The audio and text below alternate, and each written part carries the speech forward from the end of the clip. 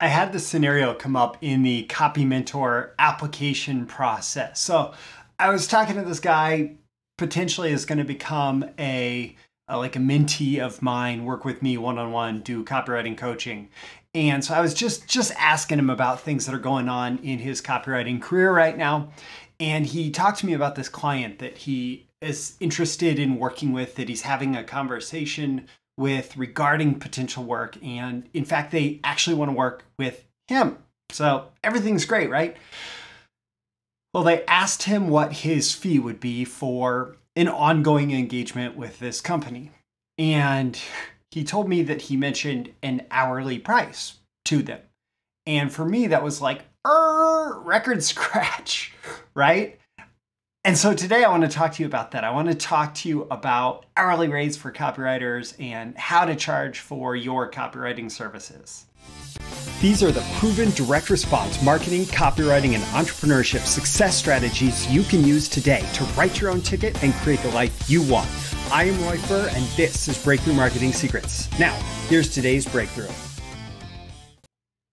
All right, and don't forget, if you want more content like this as part of Breakthrough Marketing Secrets, you gotta like, comment, share, subscribe, engage with this episode in every way that you can so you can get more content like this, and so the magical algorithms of the internet will share this with more people like you who will find it valuable. So the sponsor of today's episode is CopyMentor. I mentioned CopyMentor in the intro. This is one-on-one private mentorship and coaching with me for copywriters and copywriter entrepreneurs.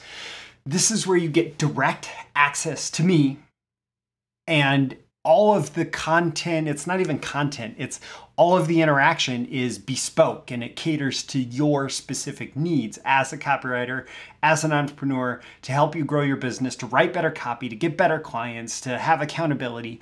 Whatever you need, we work it into the CopyMentor program. Now, it's not cheap because you are getting a lot of access to me, but for the people who find it to be a great fit, and there's a whole process to make sure you're a fit before you get started. For the people who find it a great fit, it's a great investment in a much bigger future as a copywriter and as an entrepreneur.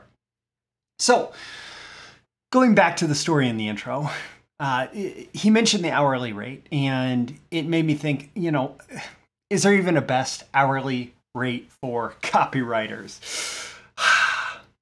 I don't think so. I mean, I do sell my time. I do sell my time for things like this CopyMentor program. I sell my time for copy reviews and consultations. And so I do have some benchmarks for what my hourly rate is. But honestly, there's not a best hourly rate for copywriters. I know that maybe like in getting started, you do have to figure out an hourly rate, and working with potential clients, maybe you are going to have to start off with some hourly work. And in fact, freelance platforms that are out there do often push you to list an hourly rate for your services. Not because it's good for you, but because it's good for them to allow those clients, those potential clients, to comparison shop between you and all the other copywriters. And honestly, if a client is comparison shopping between you and other copywriters, you're not in a good position there. You're not in a good position there. And this is one of the reasons among many that I recommend that if you use these freelance platforms, and if you use hourly rates in general, it's a decent short-term strategy while you get experience, but then you want to move on from it as quick as possible. And if you must do hourly rates, my recommendation to you is to charge more. In the race to the bottom, only one person is going to get there. And man, the person who is the cheapest copywriter on the planet, I feel sorry for them. So you are much better off charging more and making sure that you deliver a high quality client experience than charging less. And in fact, for most people, whatever you think of as your hourly rate, maybe based on some hourly work that you've done in the past, you should at least double it, because especially if you're working independently as an independent contractor, there's all sorts of things like bookkeeping and stuff that might be done by your employer in an hourly work situation that is going to be your responsibility as an entrepreneur. And so if you are a copywriter, if you are charging hourly rates, at least double what you think you need to charge, because, well, for a few reasons. You're going to attract better clients. You're going to filter out the cheapskates. You're going to actually make sure that the time that you're spending that's not billable hours is covered at least somewhat by the hourly rate. And, there's probably a dozen other benefits if I were to go into a deep brainstorming process. But instead, if we're going to reject hourly rates, I want to talk about alternatives to hourly rates for copywriters. Big one. One of them that I have gone to consistently throughout my copywriting career is fee for project. So this is where you're doing set work in exchange for a project fee. So I'm gonna work on this number of pieces of copy, and here's what they're gonna look like. Here's all the details, and here is the total fee that encompasses the entire project. Now, in order for you to figure out what your project fee is, you're probably still gonna have to go back and do some math and say, okay, this is approximately the number of hours this is gonna take, or days or weeks, and this is how much I need to earn during that time. And this is the profit margin built into that, or the flexibility built into that, etc. So there is going to be some of that mental math that goes on that may be in part based on your internal barometer or internal time clock of what you need to charge on an hourly basis. But still, you're delivering you're delivering a project fee, not an hourly rate. And this is what I recommend in my book, The Copywriter's Guide to Getting Paid. I'll include a link in the description there. But it's perceived as more professional, higher ticket. Like, hourly employees are typically entry-level workers, and you want to be perceived as a higher end professional. Yes, there are some people that charge by the hour, but even like a lot of doctors charge by the session or by the visit. Lawyers might charge by the hour or the 5-minute block. But for the most part, copywriters and creative professionals who charge by the project are seen as much more professional than those who charge on an hourly basis.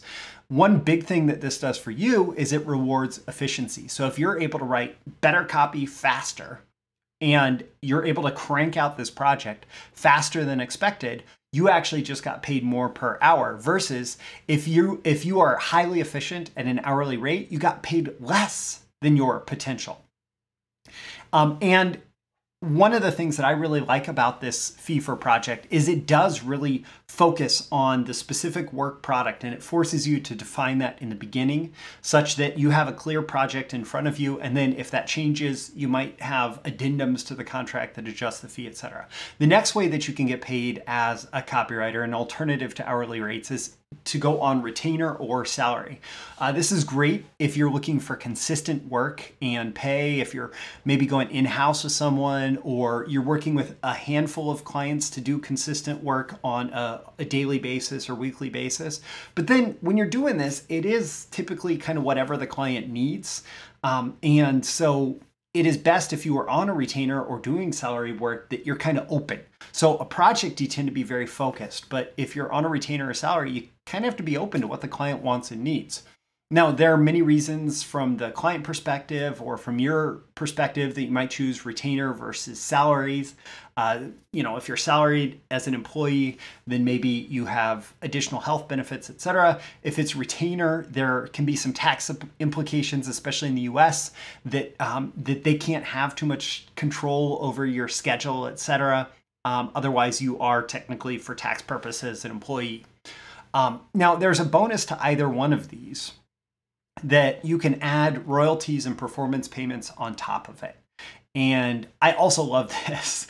This is where you get paid based on the results that you generate for the client. So it can be leads, customers, sales, profits, whatever. In the direct response world, this does tend to be called royalties, that here's a percentage of sales for what your copy generated. Outside of the direct response world, oftentimes you have to get a little bit more creative in defining the terms of the pay for performance arrangement. And in fact, I have an entire training I'll link in the description to copywriting, royalties, and pay for performance that goes into much more detail about that and how to like identify the best clients for this, etc. All those criteria that you want to think through.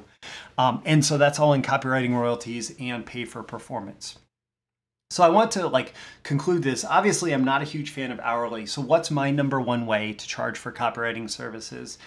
My favorite way, what I've done fairly consistently since back in 2009, 2010, when I started making most of, or all of my income from copywriting clients, a fee plus a royalty. So we define a project fee, and that project fee should be enough that I'm happy with my compensation regardless of what happens with the copy afterwards. So if the client decides to go in a different direction, they decide not to launch the product, something like that, I should be happy with the project fee that I got.